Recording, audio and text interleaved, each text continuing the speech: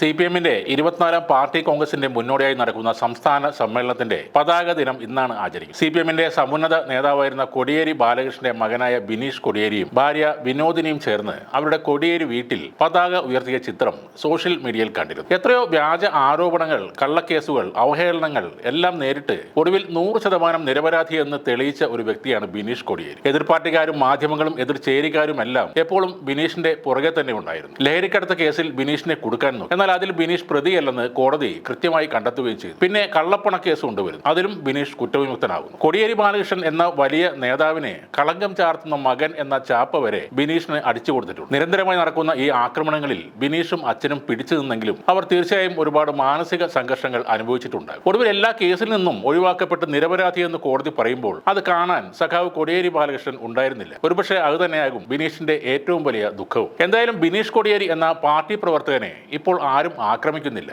അദ്ദേഹം മുഖ്യധാര രാഷ്ട്രീയത്തിൽ നിന്നും മാറി നിൽക്കുന്നത് കൊണ്ടാകാം, അല്ലെങ്കിൽ ഇനി ഉന്നയിക്കാൻ വേറെ ആരോപണങ്ങൾ ഇല്ലാത്തത് കൊണ്ടുമാകാം. ഒരാളെ അങ്ങേയറ്റം താറടിച്ച് കാണിച്ച് അയാളെ രാഷ്ട്രീയത്തിൽ നിന്നും ഒഴിവാക്കാനുള്ള ശ്രമമാണ് കോൺഗ്രസും BJPയും എല്ലാവരും ഒറ്റക്കെട്ടായി നിന്ന് ചെയ്തത്. രാഷ്ട്രീയത്തിലോ പൊതുവേദികളിലോ സജീവമല്ലാതിരുന്ന കോടിയേരി ബാലകൃഷ്ണന്റെ ഭാര്യ വിനോദിനി ബാലകൃഷ്ണനെയും ഇക്കൂട്ടർ വെറുതെ വിട്ടില്ല. സഖാവ് കോടിയേരിയുടെ ഒരു പ്രതിമ നിർമ്മിച്ചപ്പോൾ ആ പ്രതിമയുടെ കൈചേർത്ത് പിടിച്ചു നിൽക്കുന്ന വിനോദിനിയുടെ ഫോട്ടോയ്ക്ക് കീഴിൽ സംസ്കാരശൂന്യമായ കമന്റുകളുടെ കുത്തൊഴുക്കായിരുന്നു. മരിച്ചുപോയ MLA-യുടെ ഭാര്യ ദിവസവും ആത്മാവിന് ഉപ്പുമാവും പുട്ടും കൊടുക്കുന്നത് വലിയ വാർത്തയാക്കി ആഘോഷിച്ചവർ തന്നെയാണ് കോടിയേരിയുടെ കുടുംബത്തെ അവഹേളിക്കാൻ മുന്നിലുണ്ടായിരുന്നത്. ബിനീഷ് കോടിയേരിയുടെ കാര്യമെടുത്താൽ SFI എന്ന സംഘടനയ്ക്ക് വേണ്ടി സമരം ചെയ്യുമ്പോൾ കേരള പോലീസ് ഏറ്റവും കൂടുതൽ കേസുകൾ എടുത്തിട്ടുള്ളത് അദ്ദേഹത്തിന്റെ പേരിലാണ്. ആരെയും തല്ലിയതിന്റെയും കൊന്നതിന്റെയും പേരിലല്ല ആ കേസൊന്നും ഉണ്ടായത്. ഇപ്പോൾ എല്ലാവിധ ആക്രമണങ്ങളെയും അതിജീവിച്ച ബിനീഷ് ഇവിടെ തന്നെയുണ്ട്. ഈ പതാക ദിനത്തിൽ അമ്മയോടൊപ്പം കോടിയേരി വീട്ടിൽ പതാക ഉയർത്തുന്ന അയാൾ പാർട്ടിയെ എങ്ങനെയാണ് മറക്കുന്നത്? ബിനീഷിന്റെ സോഷ്യൽ മീഡിയ പേജുകൾ നോക്കിയാൽ അറിയാം